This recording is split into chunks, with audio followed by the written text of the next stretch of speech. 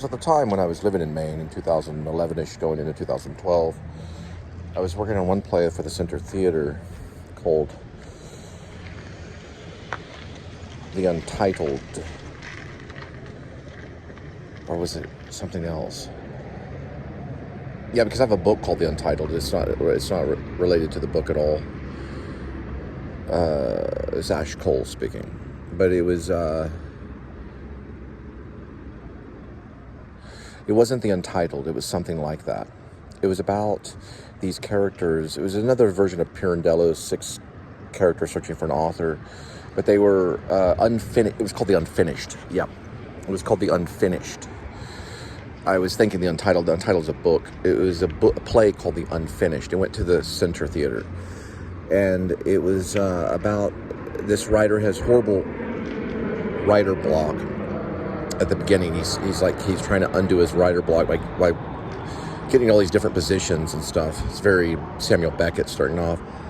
Then he has he's visited by these characters that were unfinished, literally like ghosts, and they show up and they want to be finished.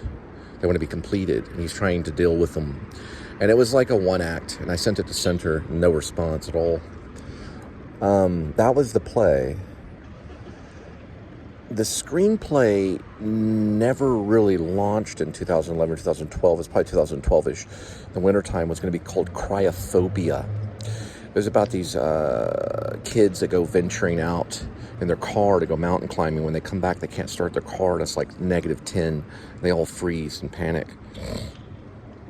But I only wrote like a few segments of it. I also auditioned for Beauty Inside, which was Drake Doremus's.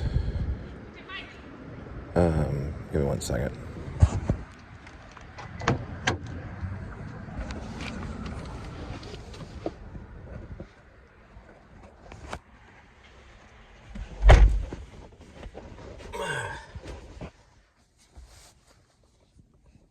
Okay. I auditioned for Beauty Inside, but I didn't get it. I don't even know if Drake got my audition because it had to be done in this real weird. It was horrible internet. So anyway, it's like you auditioned through Facebook or something. It was weird. It was actually done through Intel. I didn't know that until later. Ben York wrote it. I know him. It did make it onto Facebook, but what they used is better footage. They found people that had good footage. It was a live stream experience in like early onset vlogging. I also auditioned for filmmakers out there in Bangor that did a documentary called Get By.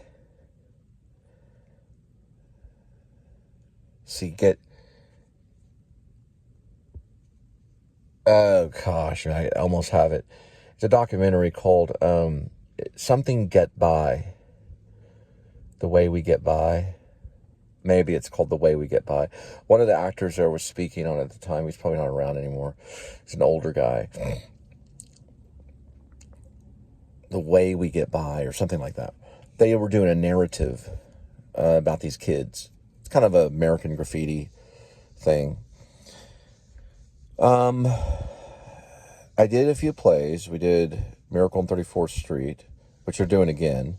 I played Halloran that year, 2012-ish. It was Christmas time. I don't think it was 2013, because I would say it would be January. No, it would have been 2012 for sure. It was a 2012 December, right before 2013. Because it would be January, February, March, April, May. 4 or 5 months later, it'd be gone. I played Orson Welles in a commercial called, the whole thing that we did was called The Shadow. We also did Dragnet. It was either Dragnet or The Shadow, one of the two, but there was a radio commercial between it was like a theater show. It was a theater show pretending to be a radio show. I worked with a mime called Ucho or something like that. He was from Brazil. He did a mime workshop. He was a mime. We also did something with Bobby Kinnison called, I play the director. It was called Broadway Murder Mystery. Broadway Bound Murder Mystery. It was about the community theater actors that were trying to do a murder mystery to raise money. That's about exactly what he was writing about. We raised a lot of money. I don't know how much. It was quite a bit. Something like 40,000 or 20,000 or 100,000 or something. I don't even know. We raised a lot of money really quick because they came from all over to watch that show. I was the director, which actually got my head bumped into. They dragged me into a room and they busted. It wasn't bleeding, but it was a knot. They put a knot on my head on accident. I die in it as they drag me or something. The director gets killed. Only I got a knot on my head. Production-wise, mainly just Broadway-bound murder mystery. The two fake radio shows, and Miracle on 34th Street, which is Halloran. That was sold out performance every night. They also show movies there. I don't think I ever saw any of the movies there. It was mostly theater. Bobby gave a long speech about his appreciation to the theater when he was there. Bobby Kinnison, he has plays done nationwide. He did a play, which I got to see some of it. He did a play that was a little vloggy. It had like Star Wars characters, or the actors, people playing Star Wars characters, like joking around. They were about vloggers. It was about vlogger. I didn't even know what vlogging was. It was kind of about vloggers. Well, it was about people. It was about Comic-Con people. I'll just put it that way. Not vloggers, but Comic-Con people.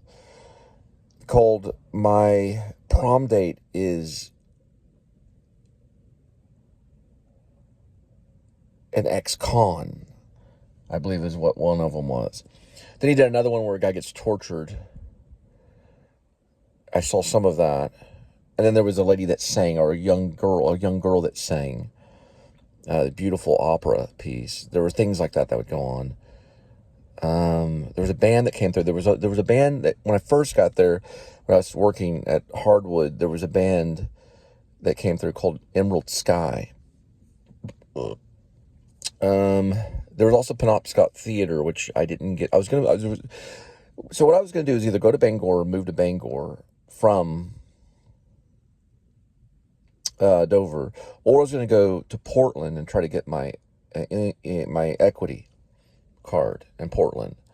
Bangor's Penobscot, you can get equity there too, I think. But you can definitely get it in Portland. They have an equity house there in theater. Or I was just going to come back and write. I came back to Texas and wrote. It was very nerve-wracking.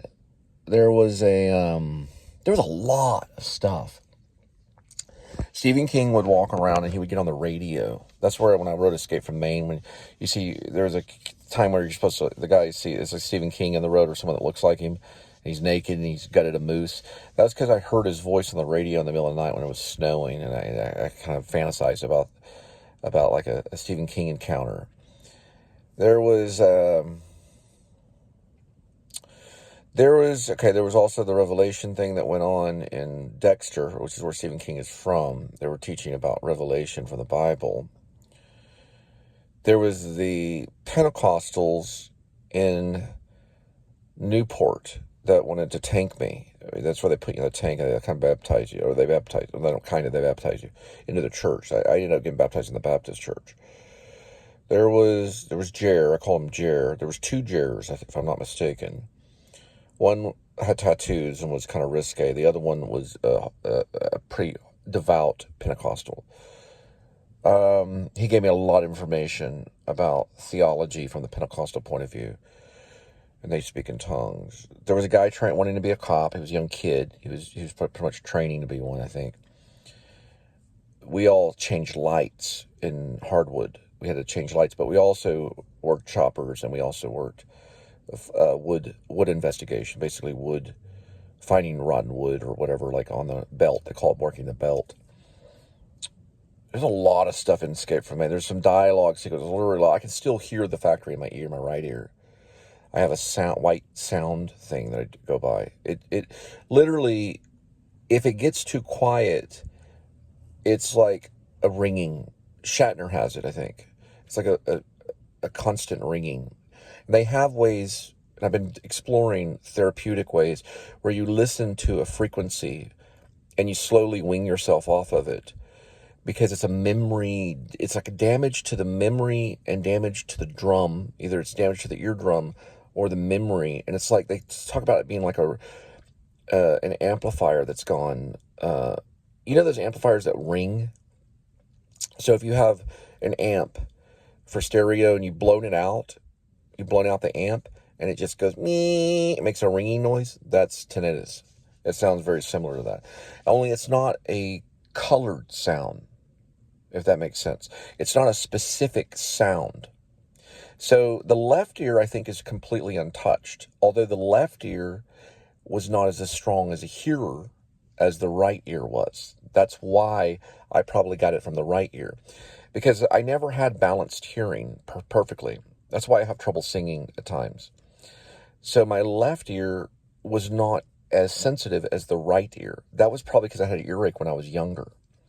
The right ear, it rings because it was too sensitive, probably, most likely. And that probably was because of hardwood, which I got mad. I got mad at them for a while, like very mad. We had to sign paperwork